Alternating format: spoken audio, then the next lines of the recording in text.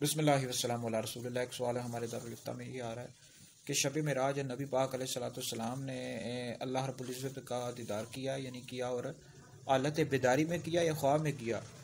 तो इस हवाले से याद रखें, नबी पाक अलैहिस्सलाम ने अल्लाह रब्बुल इज़्ज़त का हालत बेदारी में दीदार किया है, और ख्वाब में नहीं किया। कुछ लोग कहते हैं ख्वाब में किया, बल्कि हालत बेदारी में नबी पाक अलैहिस्सलाम ने अल्लाह रब्बुल इज़्ज़त का दीदार किया। और इस पर हदीस मुबारक भी मौजूद हैं, सहाबा किराम अलैहिम रिज़वान के अक़वाल भी मौजूद हैं। चुनांचे मजमू ज़वाइद की एक हदीस मुबारक है, हज़रत सैयदना अब्दुल्लाह इब्न अब्बास रज़ियल्लाहु तआला अन्हु इरशाद फरमाते कि नबी पाक अलैहिस्सलाम ने अल्लाह रब्बुल इज़्ज़त को दो मरतबा देखा, एक मरतबा सर की आंख से और एक मरतबा दिल की आंख से।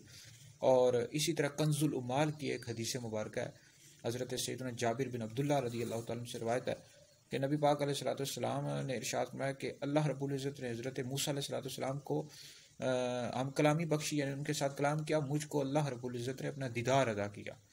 तो बहरहाल शब मेराज नबी करीम अलैहिस्सलाम ने अल्लाह रब्बुल इज़्ज़त का दीदार किया। हज़रत सैयदना अब्दुल्लाह इब्न अब्बास रज़ियल्लाहु तआला अन्हुमा का भी यही मौक़िफ़ है, हज़रत सैयदना जाबिर बिन अब्दुल्लाह रज़ियल्लाहु तआला अन्हु का भी यही मौक़िफ़ है, और दीगर भी सहाबा किराम अलैहिम रिज़वान के अक़वाल मौजूद हैं।